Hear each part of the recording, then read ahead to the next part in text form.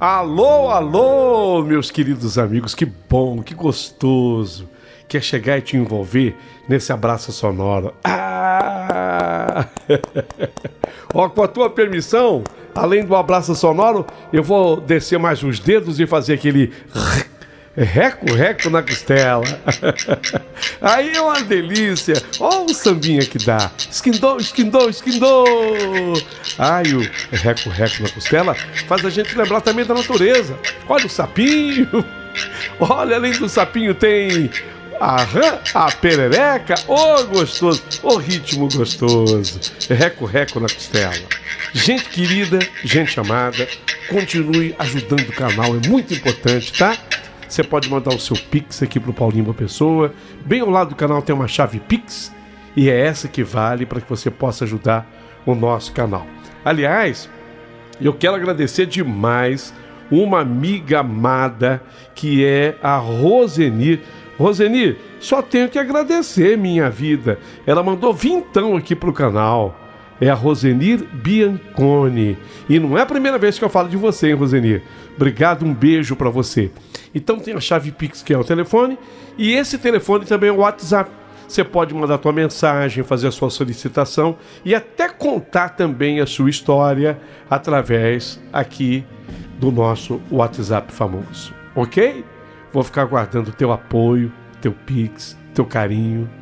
Só de você entrar no canal e ouvir uma história, você já me ajuda muito. E eu agradeço demais. Aliás, a equipe agradece. Alô, Mariana, Diógenes. Alô, Careco, nosso motoboy querido, que é recém-contratado. E ainda chegou também a nossa querida Joana. Bem-vinda, viu, Joana?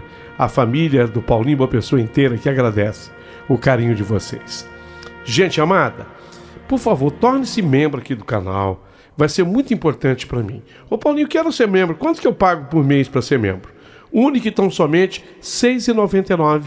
É um preço simbólico, mas assim mesmo eu reconheço que tem muita gente que não tem condição de pagar.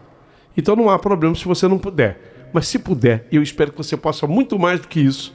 Ajude-nos aqui no canal. Seja membro do canal. Vai ser uma honra muito grande. E muito breve eu estarei lançando quadros especiais aqui no canal para atender a demanda, tudo aquilo que eu tenho sido solicitado a fazer. Gente, eu quero dar um recado hoje importante. Eu tenho muitos pedidos. Ô Paulinho, você trabalhou muitos anos com o Gil Gomes. Eu gostaria que você contasse alguma história que o Gil já tivesse contado. Então, a partir de hoje, quando você der uma espiadinha no título, vira assim... eu e o Gil, você já sabe. Eu e o Gil é quando eu resgato uma história que foi contada pelo Gil Gomes, de muito sucesso, e quero contar para vocês. Como é, inclusive, essa história que eu vou contar hoje. E eu espero que vocês gostem, tá? É uma das melhores do Gil Gomes. E haverá também um toquinho assim de Gil durante a história, para que todo mundo possa matar a saudade. Ok? Isso posto, quero você ligado a partir de agora nessa história que se chama A Vingança do Doutor. Preste atenção, porque a história acabou de começar.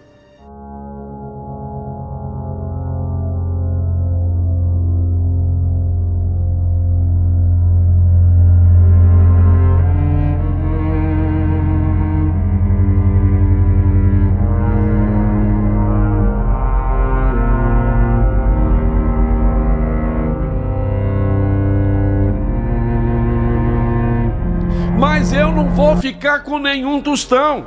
Eu não quero saber. Eu fico absolutamente sem nada. Eu vou morrer na miséria, não tem problema. Mas para ela, eu não vou deixar nada. Sabe quando você não quer deixar nada? E eu não quero deixar absolutamente nada para ela. Eu não quero deixar um tostão para ela. Morro na sarjeta, mas não deixo um tostão para ela. E é assim que vai ser, porque é assim que tem que ser. Essa é a minha posição e fim. Assim ele falava, assim dizia o doutor Ricardo. Na realidade, Ele não era doutor, mas todos o chamavam assim. Não que ele tivesse defendido uma tese, que ele fosse formado. Ricardo, ele não era bem isso, mas ele era tratado. O doutor Ricardo, o doutor Ricardo, era assim que ele era chamado.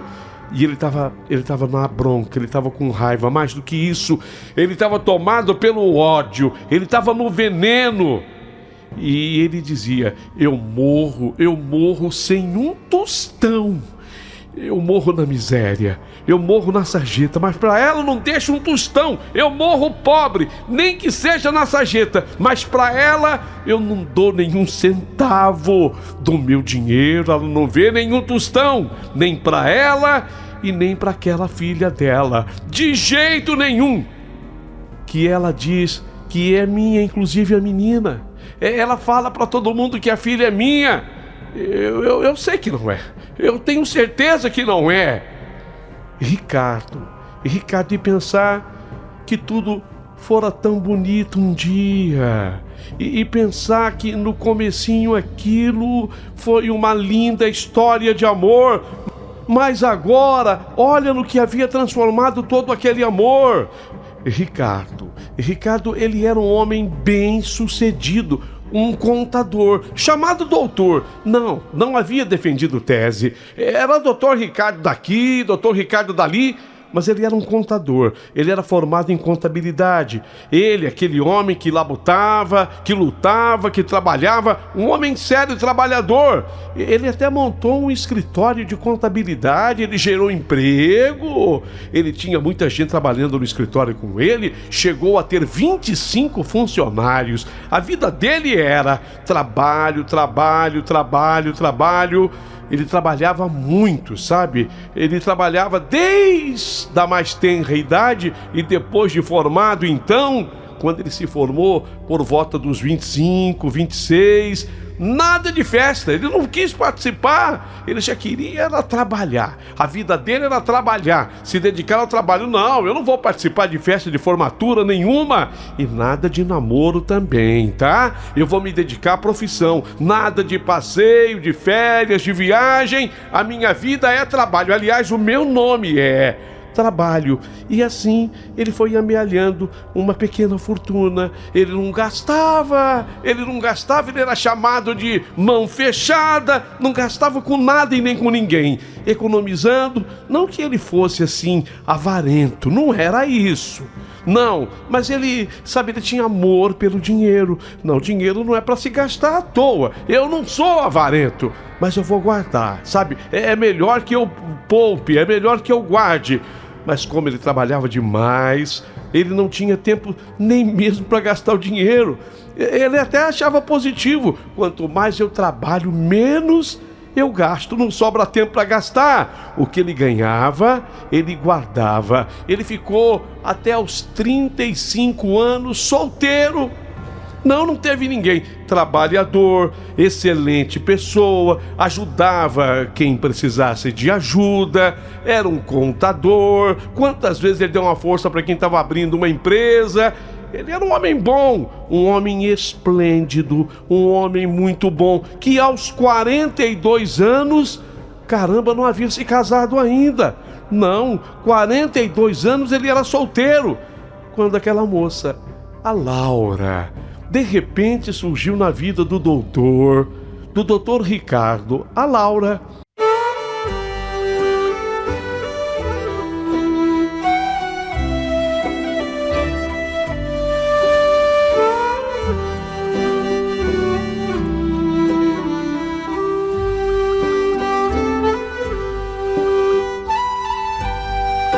Ela foi trabalhar lá no escritório dele. Laura, ela era atendente.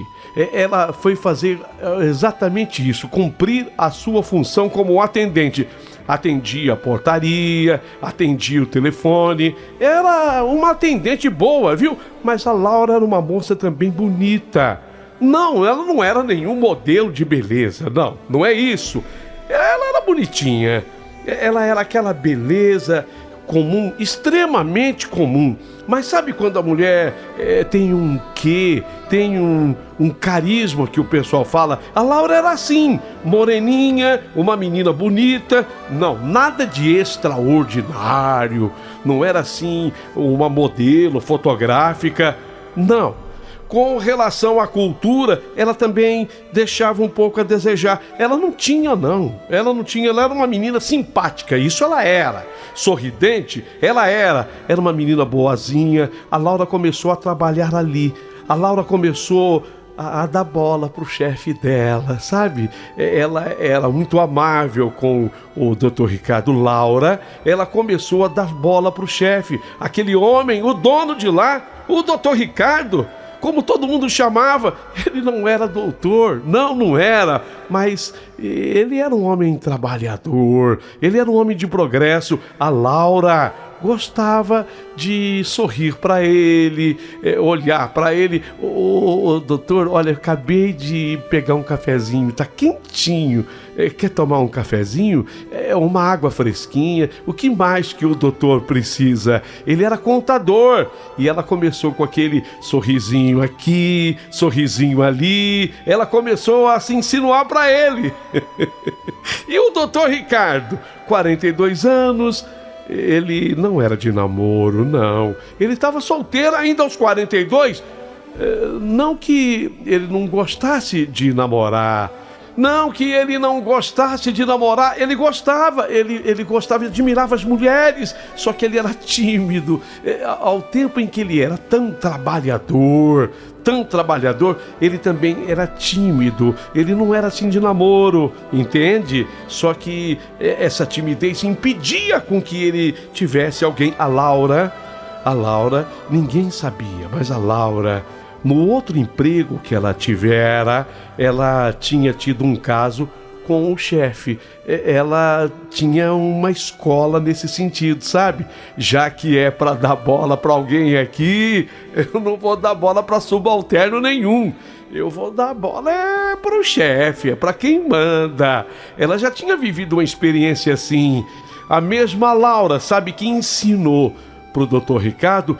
Ela ensinou tanta coisa. Pois é, não de contabilidade, obviamente que não. Mas ela tinha 20 anos, ele 42. Só que a experiência dela, no que diz respeito a relacionamento, era 1000 vezes maior do que a dele. E de repente, ele fica namorando com a Laura. Olha, ele gostou. Aquela timidez foi vencida. A Laura deu uma condição para que ele vencesse a timidez. Sua empregada, sua funcionária, Laura, uma moça inteligente, ela viu que ali estava um partidão. Puxa vida, se eu ganhar esse coroa, se eu ficar com esse coroa, eu vou ficar numa boa. Ricardo, o doutor, ele era chamado de doutor, mas muito mais pela posição que ele ocupava. Ele era um homem rico. Ele tinha comprado terras, ele tinha bastante terras, ele tinha dinheiro até no banco. Ele tinha um depósito importante, uma conta, uma aplicação bancária. Ele que recebia na portaria os extratos da conta dele. Naquele tempo era assim, nada por internet não existia, nada pelo computador não existia, era tudo resolvido lá na agência bancária. Ele ia até a agência, às vezes na porta ele já recebia os extratos da conta, e cada vez que ele via o resultado das suas aplicações, ele abria um sorriso, porque o Dr. Ricardo, uma coisa não se pode dizer, ele era próspero sim, muito próspero. Ele aplicava dinheiro até na bolsa. Ele era um homem que estava muito bem, do ponto de vista financeiro, um homem que estava muito bem. E a Laura? Aconteceu. Só que o Dr. Ricardo, ele foi perdendo um pouquinho as rédeas do coração. Ele se apaixonou por ela, a moreninha, 20 anos, bonita. O caso deles não ficou apenas assim um caso, não. Ela até achou que talvez fosse ficar só um caso. Ela saiu com ele, pega uma coisinha aqui, pega outra coisinha ali, entendeu? Arruma um cargo melhor aqui dentro da firma. Ela achou que fosse ficar nisso. Quem sabe depois, com o tempo, igual lá na outra firma, uma indenização maior, entende? Mais ou menos o que pensava a Laura. Ela não imaginava que fosse ficar tão sério o relacionamento entre ela e o Dr. Ricardo, porque tem moça que faz isso. Ela sai com o patrão e depois ela pede coisas assim descabidas, sabe? Alguma coisa como um dinheiro, entre aspas, emprestado, que ela sabe que jamais será devolvido. Numa ação trabalhista, por exemplo, acaba levando uma vantagem maior. Aquela coisa assim, olha, nós temos uns segredos, nós temos uma história, e o patrão é uma espécie de uma chantagem embutida, e é mais ou menos assim: patrão, olha, é melhor você me atender e eu não conto o que aconteceu entre nós. Mas foi diferente, nem a Laura previa. Foi diferente com o Dr. Ricardo. Ele gostou dela, ele se apaixonou por ela. Quem nunca viu o Dr. Ricardo melado, carinhoso, agora começou a ver. Ele nunca fora um homem assim, sabe? Amorzinho, amor, sabe? Ninguém nunca viu uma expressão dele nesse sentido. E ele começou a chamar a Laura assim: ô amor, mozinho, mozinho, sério. Ele ficou completo e perdidamente apaixonado por ela. E depois de um tempo, ela chegou para ele e falou assim: Ricardo, nem foi mais doutor Ricardo. Já não havia mais esse tratamento respeitoso, digamos. Não havia necessidade mais. Ricardo, eu tô grávida. Eu tô grávida. Ele ficou, sabe? Ele não sabia no momento se ficava feliz, ele não sabia no momento se ficava preocupado, se ele ficava entusiasmado. Ele ficou meio perdido assim nos pensamentos. Bem, se ela estava grávida, o negócio então agora era assumir. E por que não? Ele seria um homem como tantos outros, um homem que tem agora uma mulher e que vai ter agora um filho, uma filha. Ele morava no apartamento sozinho até então. Nossa, ele vivia tão bem ali. Então ela, por que não, poderia vir para o apartamento agora com ele. Eles poderiam, durante um tempo, até que as coisas se ajeitassem melhor, eles poderiam viver juntos. Eles poderiam viver lado a lado, pois foi justamente isso que aconteceu. Meses depois, nasceu a Mariana. Nasceu uma menina, a Mariana. A menina que nasceu era uma menina bonita. Ela parecia com todo mundo, menos com ele. A Mariana, ela podia parecer com qualquer um, mas menos com o Dr. Ricardo. Mas isso também não quer dizer nada, não quer dizer absolutamente nada. Às vezes é assim mesmo: o filho puxa um tio, um pai, uma mãe, um avô distante. Mas o Dr. Ricardo, ele sempre dentro dele teve uma dúvida com relação a Mariana. Ele sempre uma dúvida: será que de fato essa menina é minha filha? Será que ela é filha minha? Sim ou não? Ele não queria fazer teste, não, porque ficava chato. Ele preferiu acreditar. E eles estavam bem, sabe? Ele e Laura, eles estavam morando juntos 4 anos. Durante 4 anos, uma vida gostosa com a Laura, sabe? De vez em quando que tinha uma rusguinha, mas coisa normal de um relacionamento entre homem e mulher. No mais, felicidade. Ela morando com ele, vivendo com ele, sendo companheira. Era magia na vida dele. Só que ele descobriu.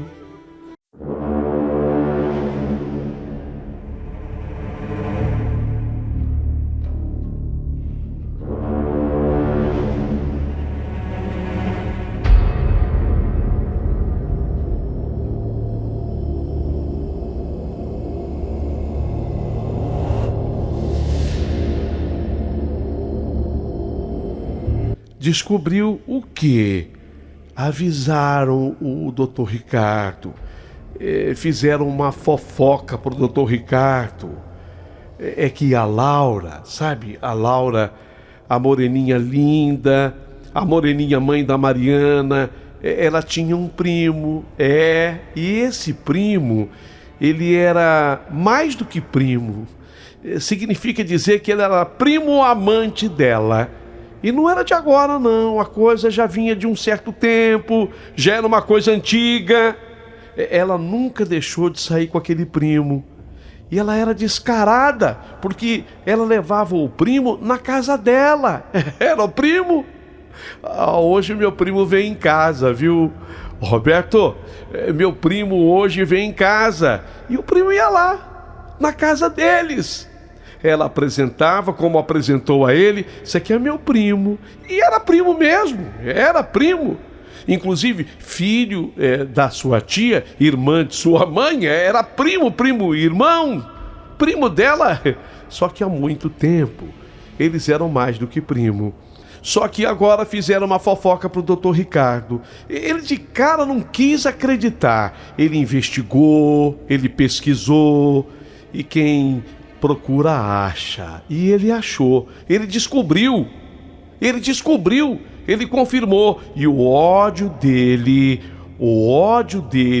de ter feito o papel de trouxa, ter feito o papel de boba, quando ele chegou e disse: eu quero que você saia da minha casa hoje, Laura.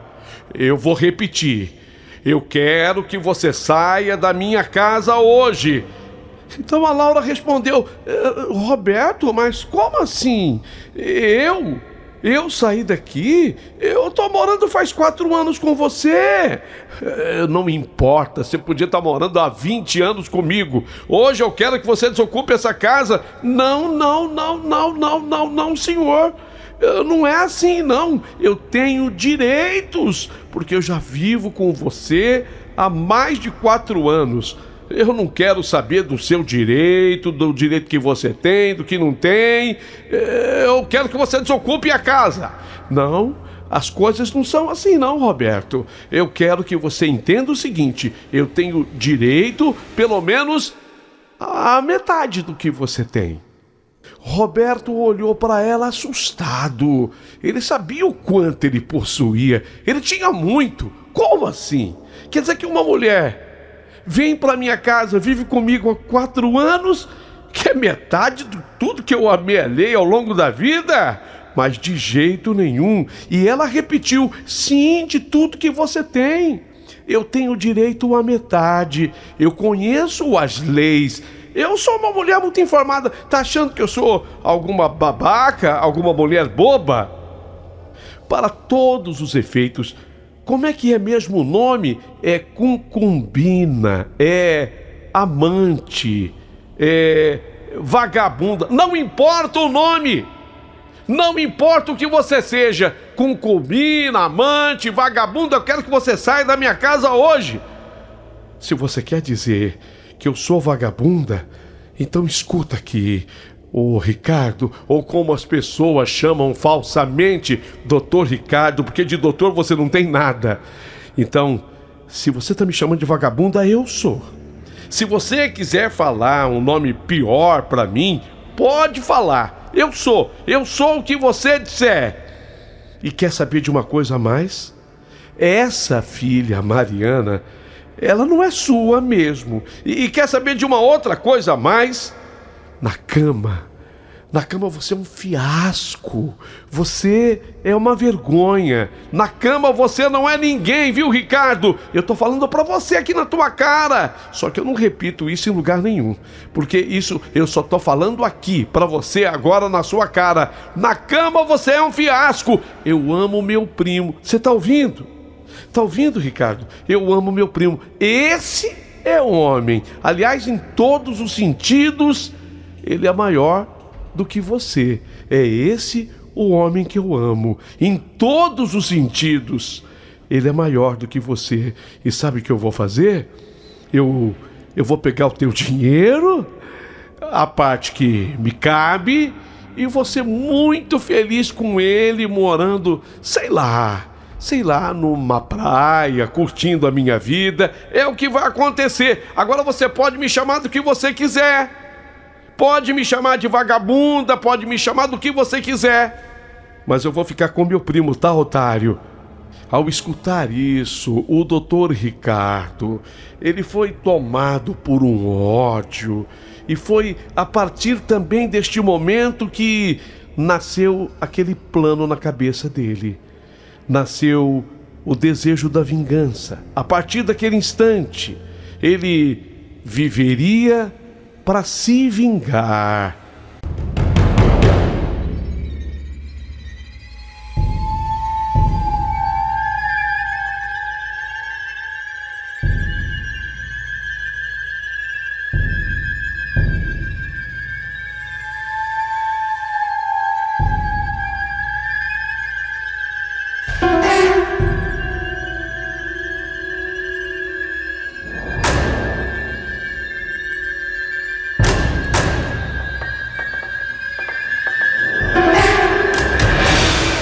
Era isso que ele queria, uma vingança contra Laura. Ele viveu para se vingar, tão somente para se vingar. Que ódio que sentiu o Ricardo. De repente, odiando aquela mulher, também pudera. Ele, durante os 4 anos que viveu com a Laura, durante os 4 anos que ele viveu com ela, ele foi super legal para ela. Ele descobriu a traição, vieram contar para ele. Que vergonha que ele passou. Ele descobriu agora quem ela era. Ela o traía com o primo e ela mesma admitiu: sou vagabunda sim, mas eu quero teu dinheiro. E a filha que eu tenho não é sua mesmo. Pior do que a traição, foi exatamente a confissão dela. A palavra dela, porque ela dizia: eu vou pegar o seu dinheiro e na cama você é um fiasco e eu quero gastar tudo com o meu primo. Foi desafiadora, sabe? Foi provocativa a Laura. Ela foi provocadora e ela dizia: vou curtir numa cidade praiana com o meu primo. Trouxa, pode me chamar do que você quiser. O meu primo é muito melhor do que você. O ódio do Ricardo, o ódio dele foi crescente. E a partir de então, Ricardo, ele passou a viver apenas para se vingar. Não, ele enfiou na cabeça: ela não vai gozar com meu dinheiro, não. Gozar com meu dinheiro com esse primo numa cidade praiana? Mas ela não vai mesmo. Eu trabalhei uma vida inteira me dedicando noite e dia e noite para juntar tudo que eu consegui. Ela não vai levar meu dinheiro nenhum tostão. Ela não vai desfrutar.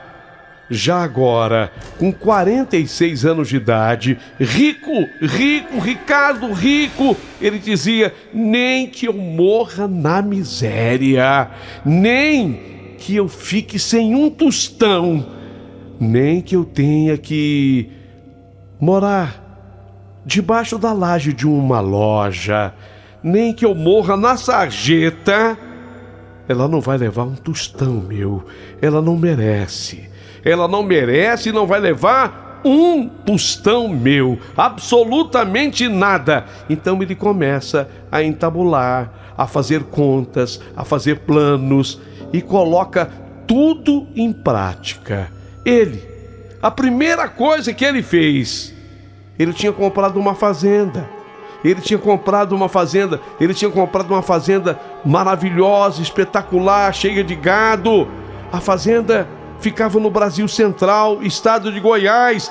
Ele vende a fazenda, mas ele vendeu a fazenda por uma ninharia. Ele queria vender rápido demais. A fazenda valia, sabe-se lá quanto. Ele vendeu por menos de 1/3 do valor. Uma fazenda que valia tanto, sei lá quanto, ele vendeu por 1/3 do valor. Ele vendia o que era dele. É meu, eu vendo pelo valor que eu quero.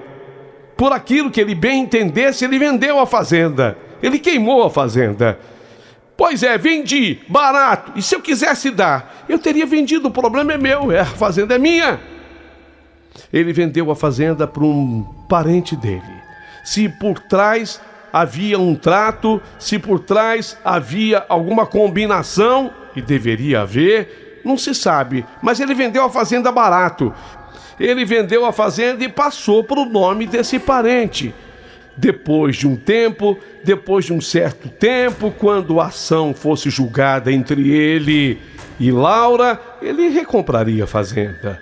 O dinheiro que ele tinha aplicado em ações sumiu. O escritório dele era um escritório super movimentado, ele chegou a ter mais de 20 funcionários lá. Ele praticamente fechou.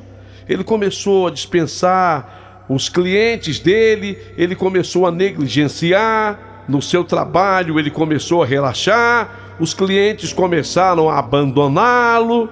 Tudo fazia parte dos planos dele. Tudo fazia parte dos planos do Dr. Ricardo.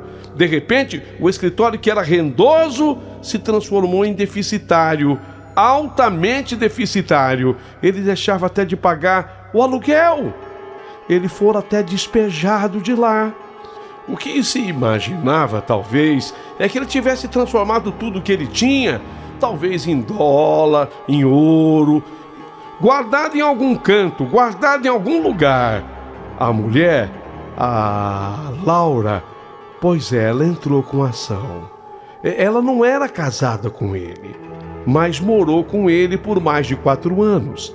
Ela morou com ele maritalmente por mais de 4 anos e no papel a criança era dele. A Mariana, que ela disse que não era filha dele, na cara dele, mas no papel estava escrito, ele registrou, filha dele. Até que aconteceu a surpresa de todos. Quando aconteceu a audiência na vara de família, quando o juiz foi julgar e ouvir os depoimentos, porque ele entrou com um pedido de partilha de bens, de pensão alimentícia, só que para surpresa generalizada, quando o Ricardo chegou ao fórum, na vara da família, 1 ano depois, ele parecia um trapo. Eu vou repetir, ele parecia um farrapo humano. Sabe o que dizer de um trapo?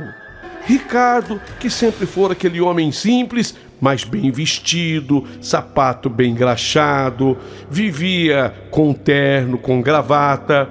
Ele apareceu no tribunal sujo, ele parecia um mendigo, a roupa rasgada, andrajosa. Aí todo mundo pensou em armação. É armação. Olha, ele passou a viver dessa maneira, ele passou a viver dessa forma. Ele foi despejado da firma, ele vendeu o apartamento que era dele, vendeu baratinho, vendeu pelo preço que era de um aluguel.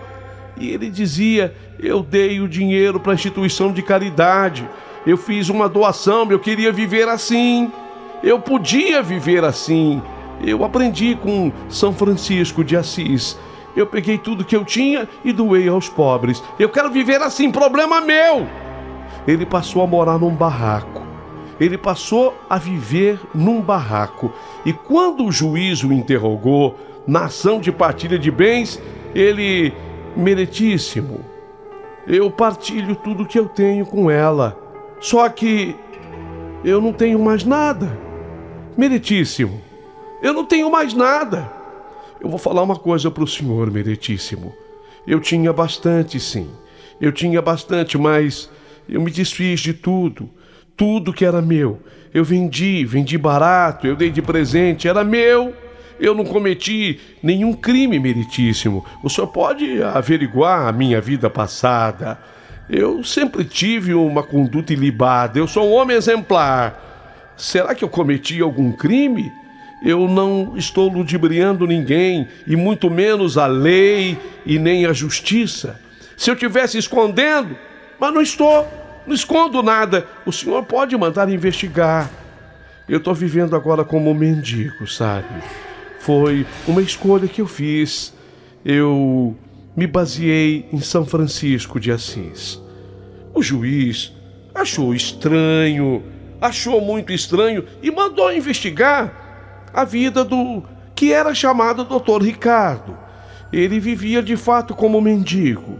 Ele era um homem que tinha sido rico, mas ele dizia, naquele dia, quando acabou a audiência: vendi tudo e tudo tão baratinho, eu praticamente doei. E ele voltou para o lugar que morava, o bairro que vivia como indigente, por um barraco. Ele foi seguido e as pessoas viram quando ele entrou no barraco. Ele começou a tomar as cachaças do dia, ele começou a beber muito a partir daquele dia, e ele começou a dar risada. Era quando ele repetia a frase predileta dele, e muitas vezes, embriagado: eu morro sem um centavo. Eu morro sem um centavo, eu morro na miséria eu morro, mas para ela eu não dou um tostão, nem que eu tenha que morrer na sarjeta. Eu não ligo se eu tiver que morrer na sarjeta. Eu não dou um tostão para ela. Ela ganhou a ação. Pois é, a Laura ganhou a ação. O juiz determinou que os bens fossem divididos. Só que ele não tinha mais nada. Ele não tinha mais absolutamente nada. O juiz decretou que, se aparecessem bens do passado dele, ela teria direito.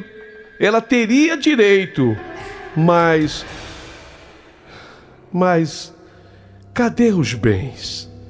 Em Poá, ele morava em Poá. Em Poá, onde ele morava, ele começou, a turma dizia: olha o doido, olha o maluco. 8 anos depois, ele andava sorrindo pelas ruas, ele andava sorridente, mas como mendigo, andarilho mesmo, indigente mesmo, pelas ruas de Poá. E se alguém se aproximasse dele, iria ouvir o que ele gargalhava e dizia: não ficou com tostão, meu. Ela não ficou com um tostão, meu. Eu vou morrer na sarjeta, mas ela não ficou com nenhum tostão, meu. E se alguém se aproximasse dele, era o que ouvia dele, porque ele vivia sorrindo, às vezes até baixinho, como se contasse um segredo. Ela não vai ficar com nenhum tostão, meu. Eu posso morrer nessa sarjeta, mas ela não vai ficar. O doutor Ricardo, ele viveu durante 8 anos e viveu como mendigo, até que um dia, ao chegar no seu barraco, ele não tinha iluminação, ele acendia velas, as velas provavelmente caíram. O barraco então pegou fogo.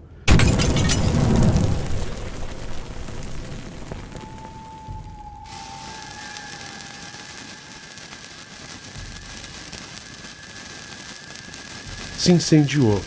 E nesse incêndio, o doutor Ricardo, ou apenas o contador Ricardo, ele morreu carbonizado, morreu queimado dentro do barraco. Morreu ali, morreu como um mendigo. Mas se ele pudesse ser ouvido, ele estaria rindo e dizendo que ela ficou sem um tostão. Ela não pegou nenhum tostão dele, nada, absolutamente nada. A vida dele foi se vingar. Foi assim que ele viveu até o último dia da sua vida, pela vingança. Existem 1000 especulações para quem teria ficado o dinheiro dele. Existem 1000 especulações até hoje. Agora, tem um primo dele que enriqueceu. É bem verdade que o primo diz que fez uma viagem, que foi a um cassino, e que nesse cassino ele deu sorte na roleta e ganhou muito dinheiro. Ganhou um bom dinheiro, e tudo em dólar. mas quase todo mundo tem certeza que o dinheiro desse primo veio do doutor, ou simplesmente do Ricardo, que morreu queimado em Poá. Mas o mais impressionante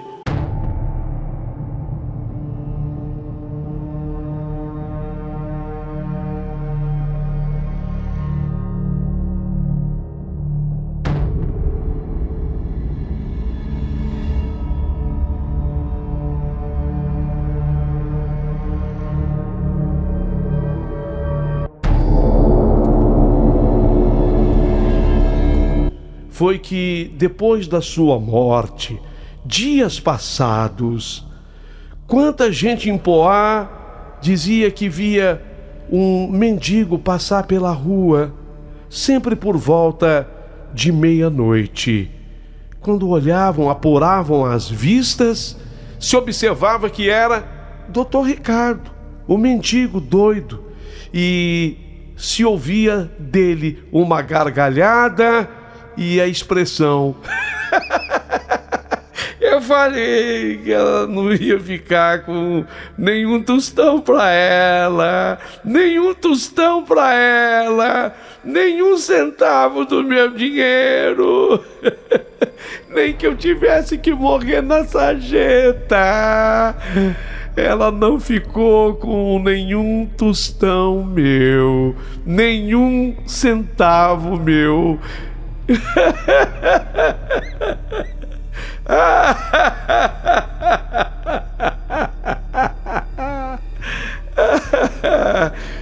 E assim se ouve até que a voz desaparece e a visão some.